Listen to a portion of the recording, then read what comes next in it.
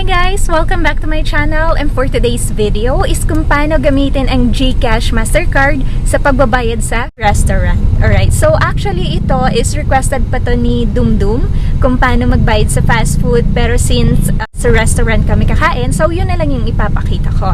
At the same time, ipapakita ko rin sa inyo kung ano yung mga food variations ng Vikings ngayon.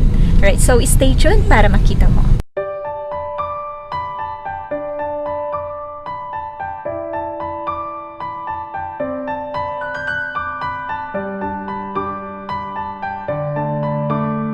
As part of their safety protocols, they were required to either fill out the customer information, or if you have a QR code scanner on your phone, then you can use it to scan their barcode.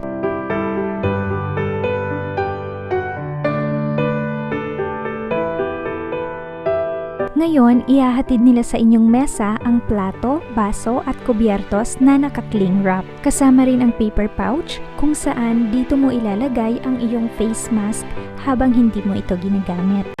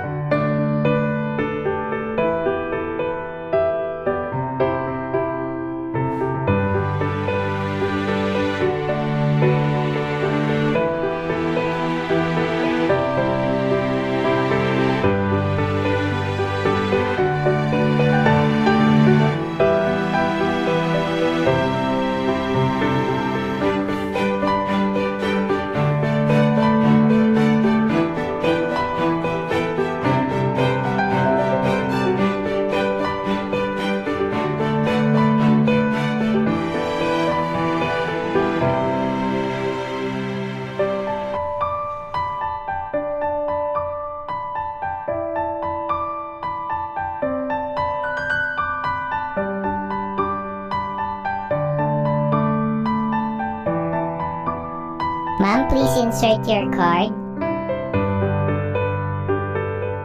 Ma'am, your bill is $1,332.96. Kindly please check your bill. Okay. Current or savings? Savings. Please enter your PIN code.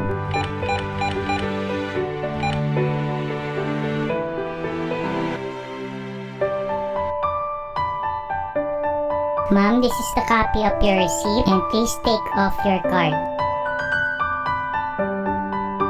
So ito yung receipt guys, and right after that, nakatanggap ako ng SMS notifying me about the transaction. And chinek ko rin yung transaction history sa GCash app. Same naman yung amount, wala namang service fee or transaction fee. By the way guys, ang service rate ng Vikings Iloilo as of October is 638 plus 5% na service charge. Pero, inavail namin yung promo na free ang birthday celebrant as long as magsama ka lang ng at least one paying customer.